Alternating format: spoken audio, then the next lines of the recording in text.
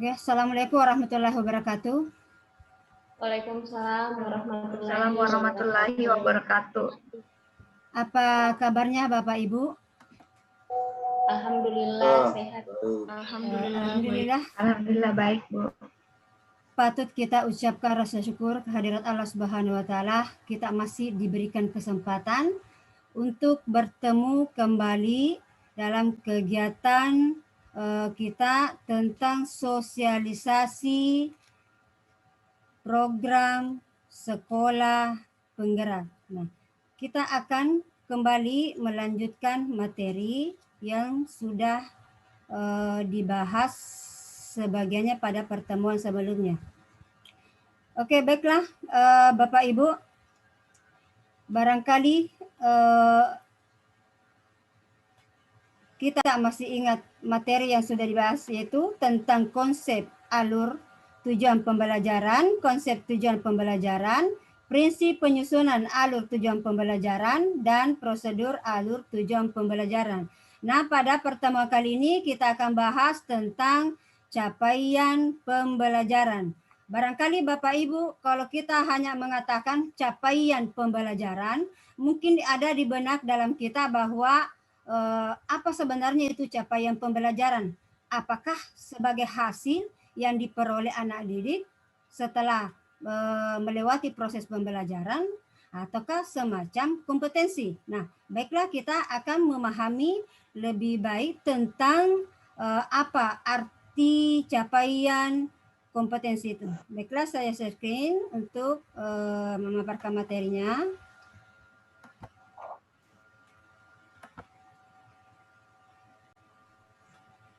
Sudah kelihatan Bapak Ibu? Ya, sudah Bu. Sudah Bu. Sudah kelihatan.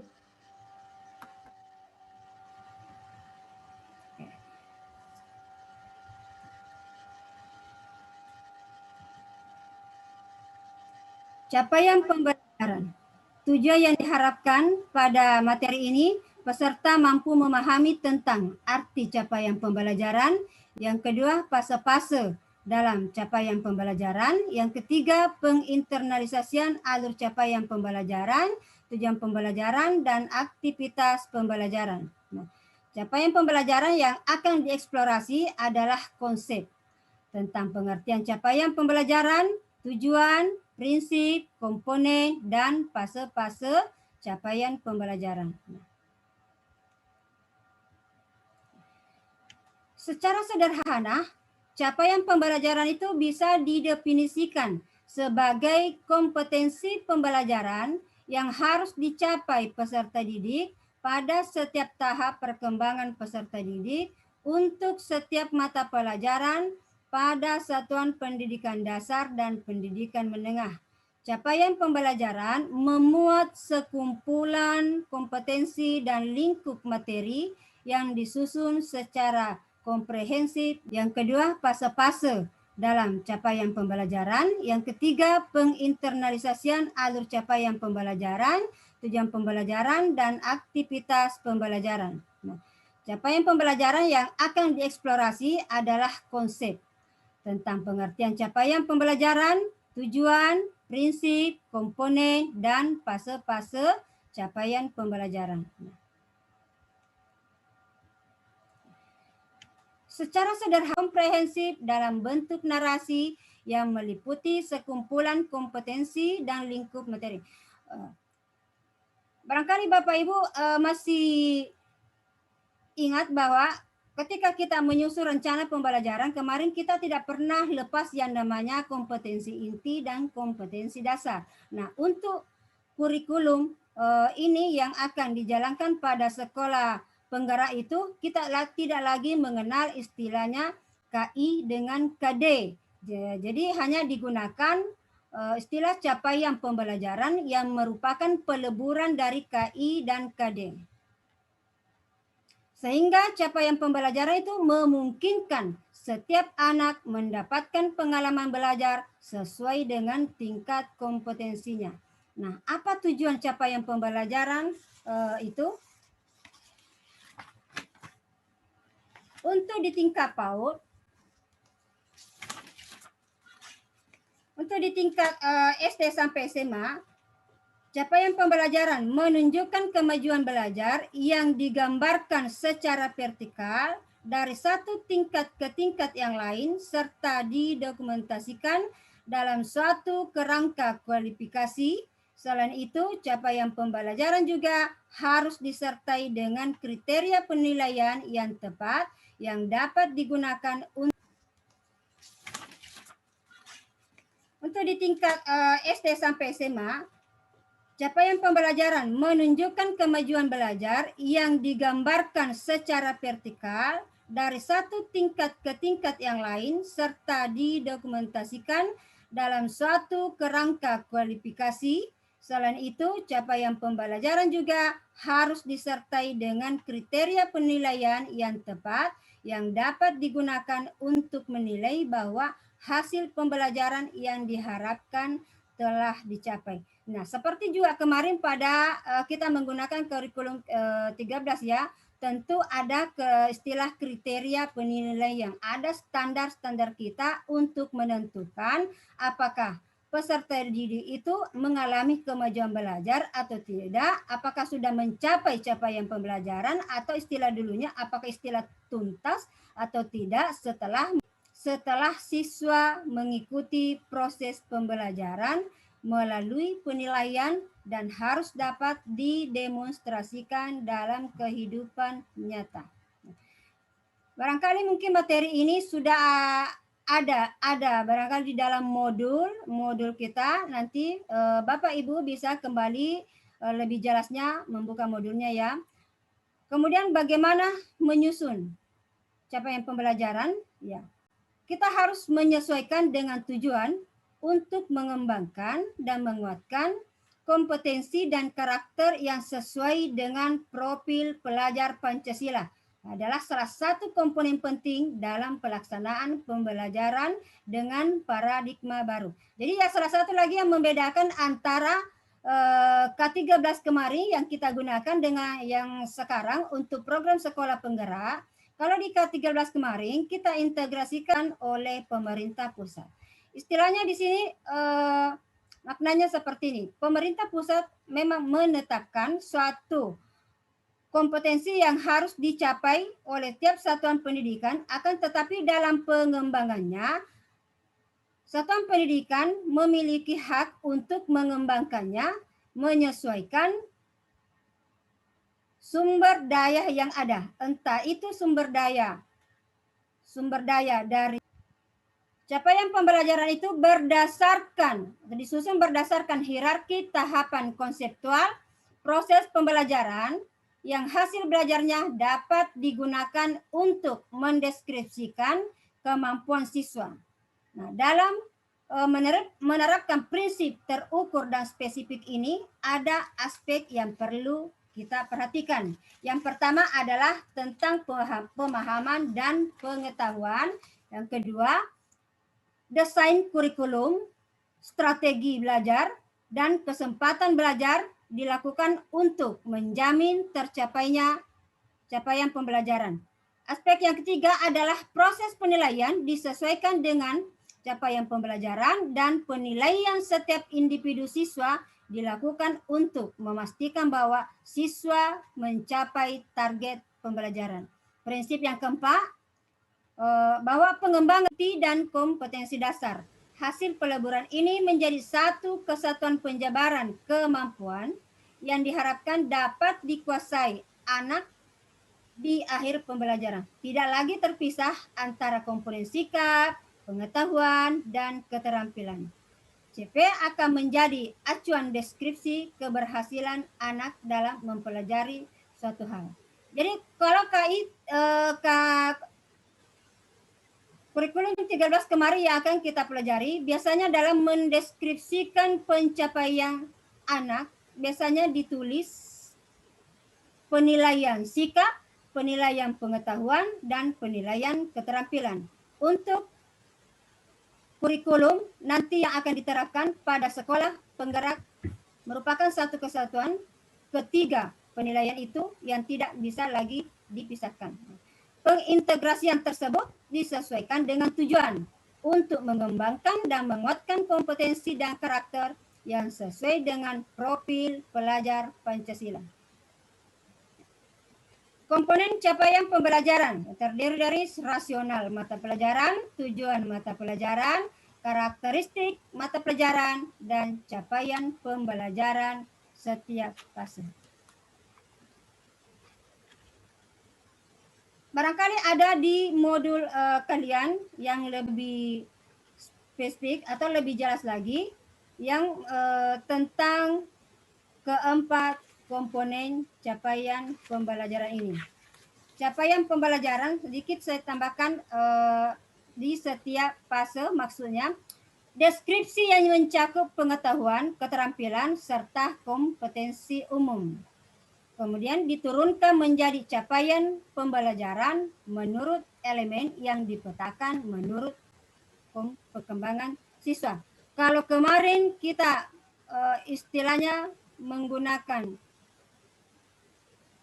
kompetensi dasar, ya kognitif dan kompetensi dasar untuk keterampilan. Di sini kita akan menggunakan istilahnya elemen pemahaman sains dan elemen keterampilan proses.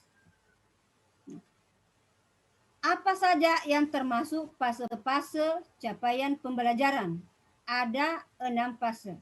Yang pertama fase A, lingkupnya peserta didik kelas 1, 2 SD. Fase B, peserta didik kelas 3, 4.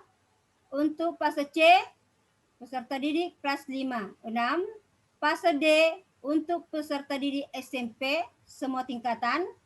Fase E, peserta didik SMA kelas 10. Fase F, peserta didik untuk kelas 11 dengan kelas 12.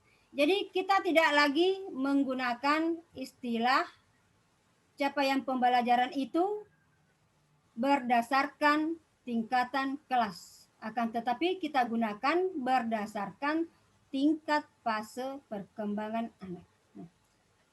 Untuk fase-fase capaian pembelajaran di tingkat SLB, bisa gambarkan seperti ini. Misalnya fase A, umumnya usia mental kurang 7 tahun. Fase B, usia mental 8 tahun. Fase C, usia mental kurang lebih 8 tahun. Fase D, 9 tahun. Fase E, 10 tahun. Fase F, 10 tahun. Demikian presentasi saya tentang capaian pembelajaran. Mungkin Bapak Ibu ada hal-hal yang ingin ditanyakan terkait materi tadi. Saya mempersilahkan. Tapi Ibu, saya boleh bertanya? Oh, Ibu Delivia, ya silakan Ibu Delivia. Ada barangkali yang masih dibutuhkan untuk pemahaman. Ya, baik. Assalamualaikum warahmatullahi wabarakatuh. Waalaikumsalam warahmatullahi wabarakatuh. Sebelumnya saya ucapkan terima kasih kepada Ibu Rahma yang sudah memberi saya kesempatan untuk bertanya. Jadi pada kesempatan kali ini saya ingin menanyakan mengenai materi yang sudah disampaikan tadi sama Ibu Rahma, khususnya pada bagian fase-fase dalam capaian pembelajaran. Bisakah Ibu menjelaskan kembali mengenai fase-fase tersebut, fase-fase dalam capaian pembelajaran? Bagaimana maksud dari fase D yang untuk peserta didik kelas 7 sampai kelas 9, fase E untuk kelas SMA, untuk SMA kelas 10. Fasenya itu sama tapi kelasnya berbeda. Sekian pertanyaan dari saya. Assalamualaikum warahmatullahi wabarakatuh. Terima kasih Bu Delivia atas pertanyaannya.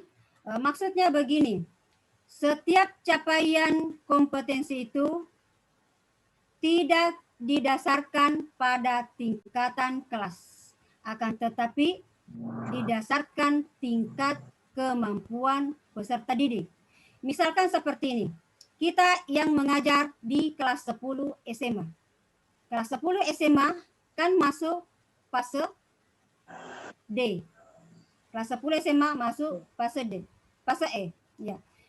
Akan tetapi setelah misalnya kita mengajar dan kita menemukan kita mengidentifikasi, kita menemukan ada peserta didik yang sedikit mengalami kelemahan dalam hal menangkap pengetahuan atau menerima materi yang kita ajarkan, berarti anak didik tersebut berhak untuk mendapatkan capaian pembelajaran pada fase D, walaupun dia ada pada tingkatan fase E. Nah, begitu juga nanti kalau dia naik di kelas 11. Untuk di kurikulum pada program sekolah penggerak ini, pada dasarnya kita tidak mengenal istilah anak tinggal kelas. Kenapa? Karena capaian pembelajaran yang diberikan anak sesuai dengan karakteristiknya, sesuai dengan kemampuan belajarnya. Ya.